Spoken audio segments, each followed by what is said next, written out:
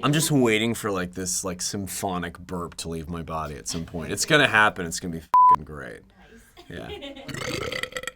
You asked me for my intro. You can put subtitles underneath that, and it'll say something like, "Hi, good morning.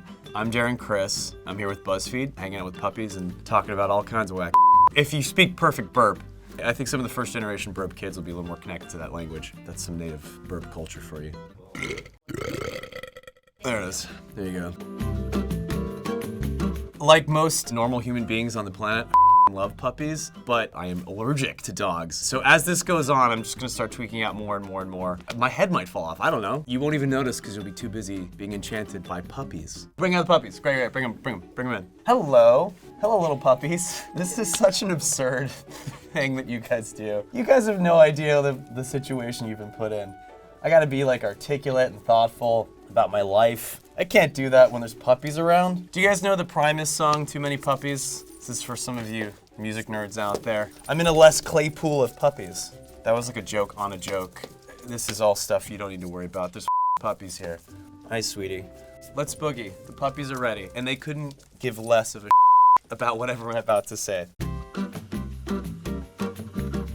Yes, I play a helper bot in a new musical at the Belasco Theater called Maybe Happy Ending, and it's something that I'm so wildly proud of and excited by. Just like these guys, the way that they're excited about eating my hand is the way how I feel about this show. I'm just like nipping at every part of this musical because I'm in love with it. I don't know if you guys ever don't throw away your smartphones. You have a drawer full of phones that are obsolete, but you keep them because you have some kind of irrational or rational attachment to them. That's kind of what this play explores, and I play a helper bot who is past its prime.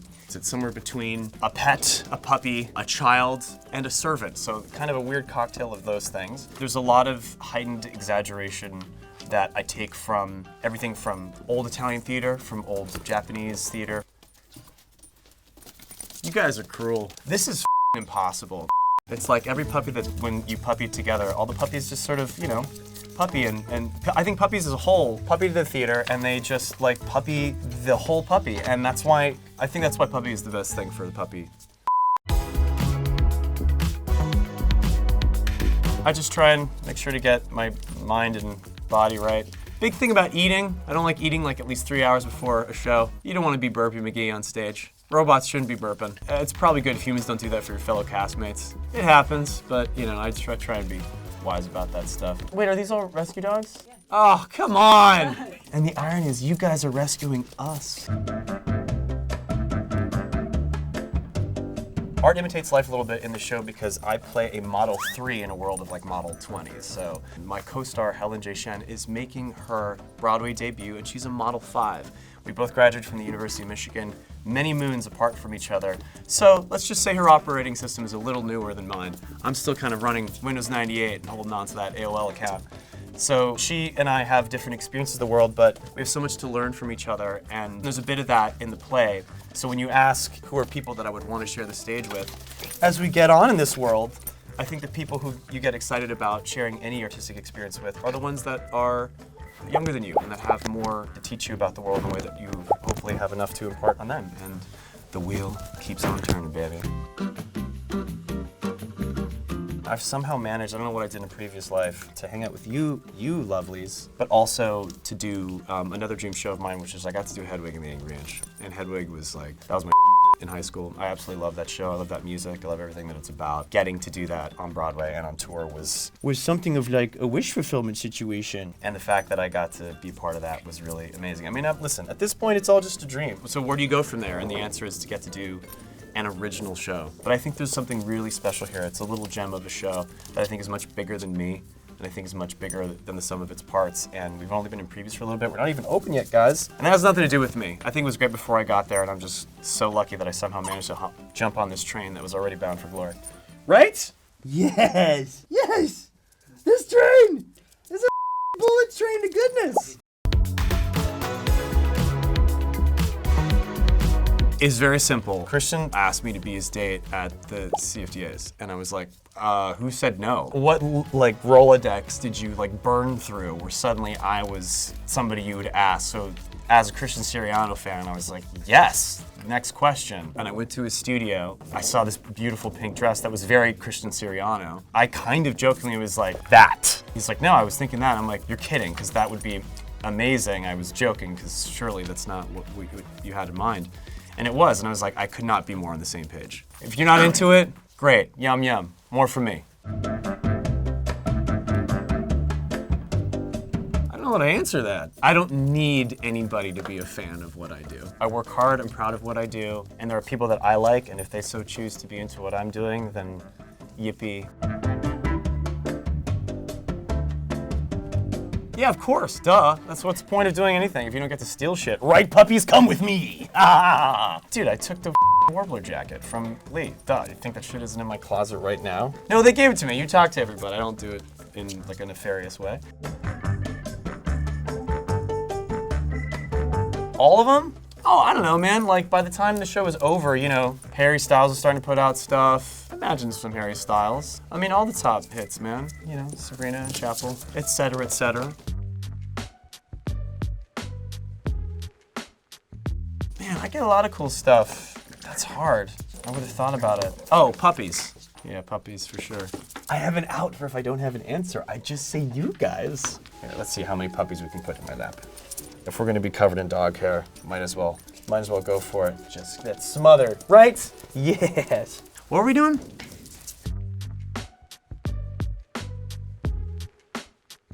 I don't break character, darling. I don't break character, never.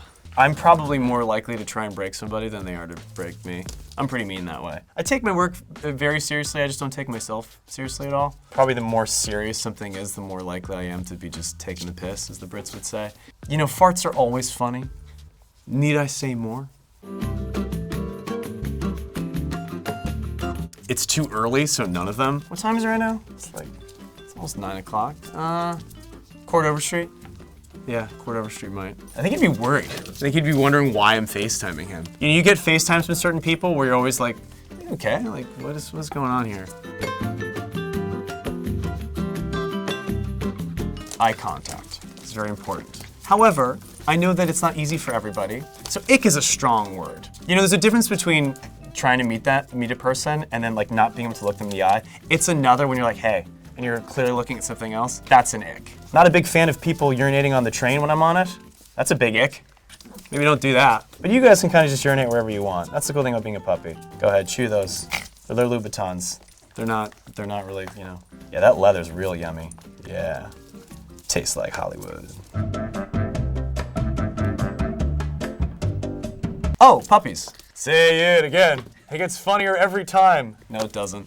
It really doesn't. Listen, I f***ing love human beings. I love people. I really like puppies too. Don't get me wrong. That wasn't like a knock on you guys. My general driving force is how can I connect as many human beings as humanly possible? How can I make as many people feel a part of the same crew as much as possible? And I happened to pursue that interest via the performing arts, but by no means is that the only way to do that. I'd like to think that no matter whatever else I may have done in another dimension, it would still be driven by that. I'm really proud that I don't have one, and that's not to like flex, because I'm sure I've embarrassed myself, but I don't remember anything. I just don't allow the space in my head to be embarrassed by giving something your best shot. There's like no loss there. Again, BuzzFeed exclusive. I generally don't like putting this stuff out there because I'd like to let things happen, but we're at a certain point in life where it's like, who cares, life's too short. And this isn't a particularly novel idea, but like, it's been a dream of mine my whole life to do something at SNL. I've always wanted to be part of it, whether I was playing music for it or in any of the sketches or, you know, God willing, hosting at some point someday. That's always been a dream since I was a kid. And I remember somebody told me once that there was a rumor that I was going to, and I was like, I don't think I'm at that like level. But when I heard that, I was like, God damn, I wish that was true. But maybe one day, guys, maybe one day. This gets asked a lot, and I know the answer is like, it's supposed to like indicate your own preferences in life, but I'm gonna give you the pragmatic, non-sexy answer. Food and water and a source of communication. Obviously. It's gonna be the thing that keeps me alive the longest and gets me back to civilization, toot sweet.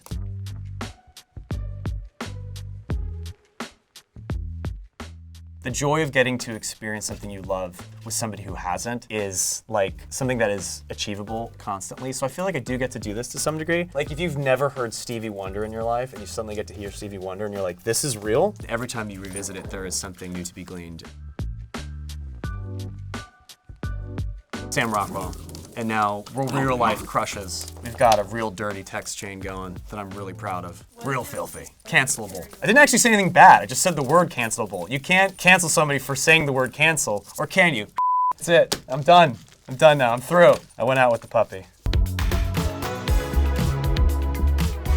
Let's just say I'm something of a karaoke aficionado. What karaoke is a private party room where you get to control the playlist. So as soon as you get to the karaoke joint, load that shit up with dance music. Vibe first, then decide what you're going to sing. I enjoy, it's a bit of a cliche, but why not? We're in New York. New York State of Mind. Billy Joel, obviously. Not Empire State of Mind, not to be confused with Alicia's and Jay-Z's, although that is also a great song. Rich Girl's always fun, Hall & Oates. But again, vibe. I have a lot of thoughts about karaoke. If you play the radio, I can tell you what song it is within a second. Yeah, it's just a party trick that I've been able to do forever, and hopefully somewhat impressive. Because that's what I'm trying to do. I'm trying to impress people. Oh, talk about impressing. Wow. I'm impressed. It took this long to pee. I just peed here.